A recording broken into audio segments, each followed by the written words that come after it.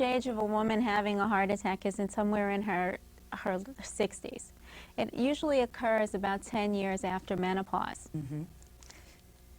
And why has the prevention for heart disease in women lagged so far behind men? Well, it's a few things. It's one, a lack of awareness. Most women don't think of heart disease as a major women's health care issue, which it is. They're more likely to think about ways that they can prevent breast cancer, osteoporosis, or screen for ovarian cancer. But from the statistics, you see that heart disease is far and away the leading cause of death and disability in women. So one is awareness. The other thing has to do with the medical community. When they go to the doctor often doesn't address heart disease prevention, symptoms, or risk factors with women. Is that because doctors are mostly male and they don't believe that women have heart attacks? Well, we don't like to believe that, but in fact, it's largely because very little research has been done on women and heart disease.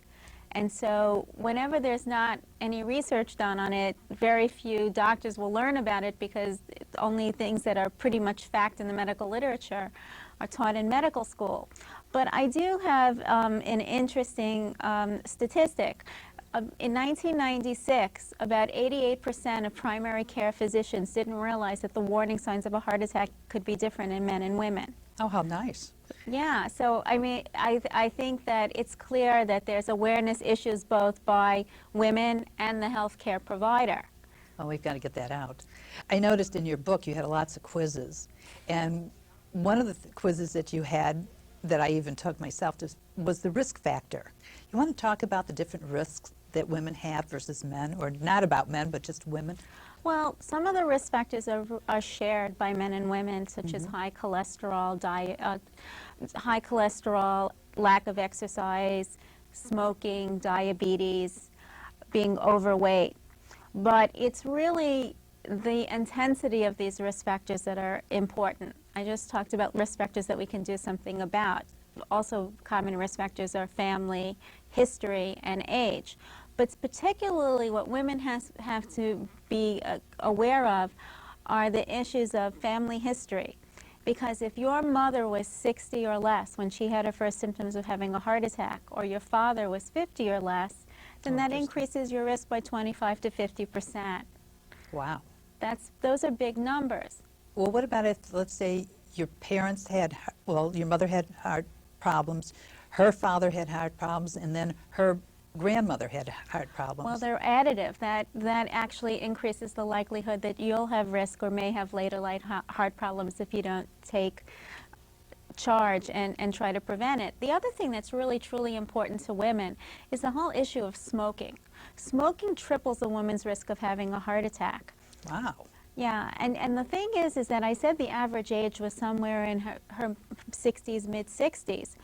But the risks start early, and particularly in women who are smokers or diabetics. We actually see heart disease come on even before menopause. For heaven's sakes. What would you say was the leading cause that changed your beliefs about men and women being treated differently? Well, I think in medical school, they really didn't teach you very much about men and women being different. In fact, I would sit in medical school, and they'd always talk about this typical patient, a 165-pound man. And literally, myself, I would sit there saying, what's in it for me? What if I got sick?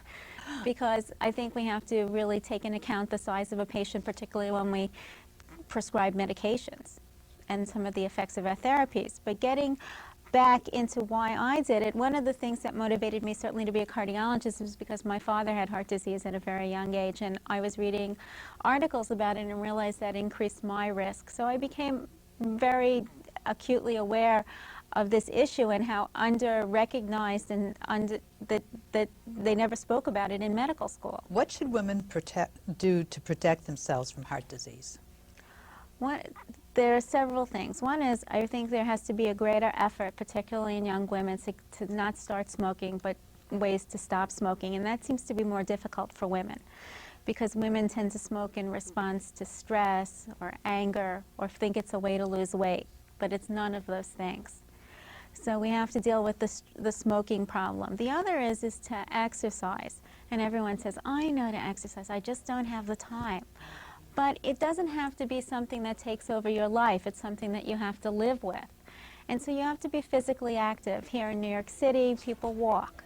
Other people do a combination of walking, and even the stuff you do in your house, if you do vacuum your own house, can count as aerobic activity. Oh, that's terrific. Yeah, and the other thing is looking at what you eat. First, all of us can eat less. You have to sort of burn off more calories than you take in. So making portions smaller and looking at the content of what you eat. It's important in terms of heart disease prevention to take in a diet that's rich in fruits, vegetables, whole grains, fish, which has omega-3 fatty acids. Sounds good. And that's right. And watch the saturated fat, the red meat.